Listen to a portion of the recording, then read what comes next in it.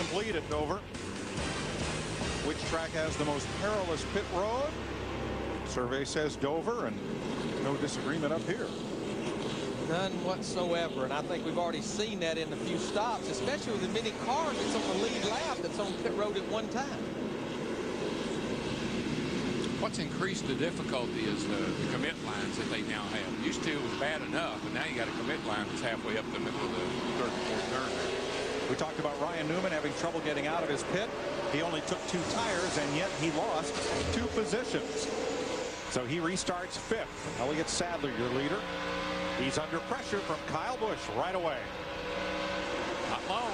And this is a replay of what we saw earlier. Kyle Busch in the 5 with just 2 right side tires. This is what he did earlier. Now that 5 car likes 2 tires. I mean, he's been able to get 2 and really take off.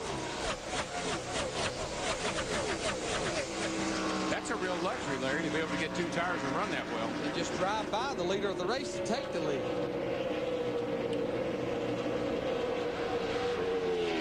This time, Kurt Busch cleared the lap traffic. He's the 3rd place car. And it's a lot of lapped cars back to Ryan Newman. Now the right Jeremy Mayfield. The right side tire that you're running here today is the same right side tire they had here last year. But it is a new left side tire. So they've definitely nailed that baby, looks like.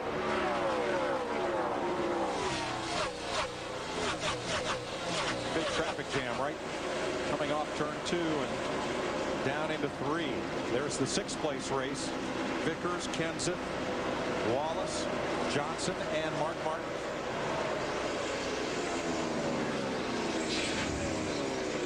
And I think the reason that we're seeing these guys pit every time the caution comes out, a lot of times just for the right side tires, as you heard the report on Greg Biffle, I think a lot of these teams, a lot of these drivers are concerned about that right front tire. Well, you always are here, Larry. I mean, you're in the gas so hard, you got all that banking, and you got a handful of steering wheel, and you're coming off that corner. You can just see and feel that right front tire bowed all the way up under the front of the car.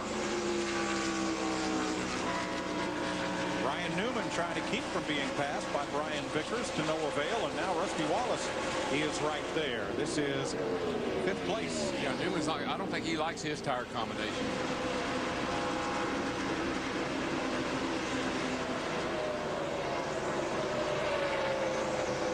Got ourselves a little wad back in here too that's kind of working its way around the racetrack right now.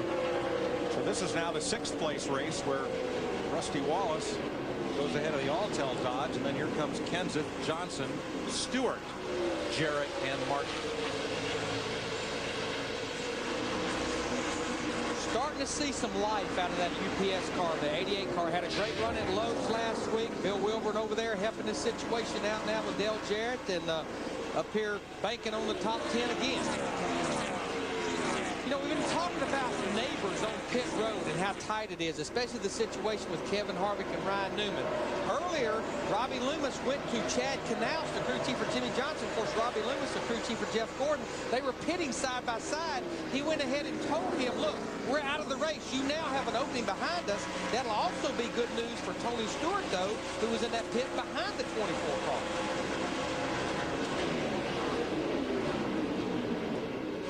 Speaking, here's Junior in 20th. Bobby Hamilton Jr. just ahead. And I know things go better with Coke, but what's this all about? Well, it's concrete. It's slick. So they're putting Coca-Cola down that has syrup in it that will give these guys traction on these pit stops. I hope they're a member of the Coke family of drivers doing that. And I think Elliott Sadler is. Hope they remember to recycle. Jeff Gordon's not going to be happy about that. I don't think today Jeff Gordon's going to be happy. Not happy about anything today, but except his new contract. Tough break for Gordon. Tony Stewart got just slightly into the back of Jeff Gordon at lap 41. Gordon hit the wall, is out of the race. You know, last week at Charlotte, we saw a lot of drivers involved in accidents go to the garage, fix the cars, get back in the race.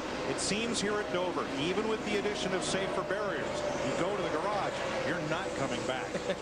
No, most cars I've ever been a part of wrecking here, you looked at them and said, I don't even know if it's even worth hauling home.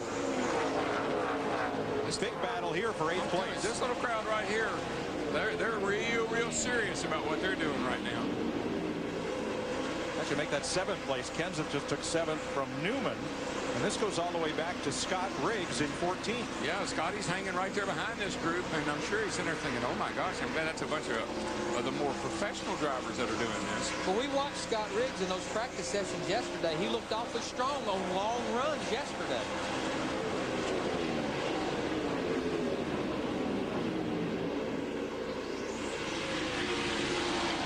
Love this racetrack, though, that here that we're 157 laps into this race, and you have all these multiple groups. World champion Red Sox. Never thought I'd get to say that in my lifetime. Take on the Chicago Cubs. Us Cub fans are still waiting. Boy, Biffle, ooh, man, Biffle just about wrecked over off the 2, y'all. That was huge. Take your time, mate. You're clear right there. You got to see this. Here he comes off of turn 2. He gets up high, and baby, whoa, you don't get a chance like that very often. That's my wheel, man. Hang in there, dude. That is saving with interest. But how many times can you count that we've seen that with Greg Biffle? Can't count them all. That's right. Come to think of it. What I like about that, look, I mean, you take our slide like that, and you say, okay, I got to back up here and get my breath and find me a place to get along. Look what he's doing. Back up there fighting again. Right back up there like nothing ever happened. Yeah, he wants 10th place back. Trying to get a run. Nice and easy now. Yeah, roger that.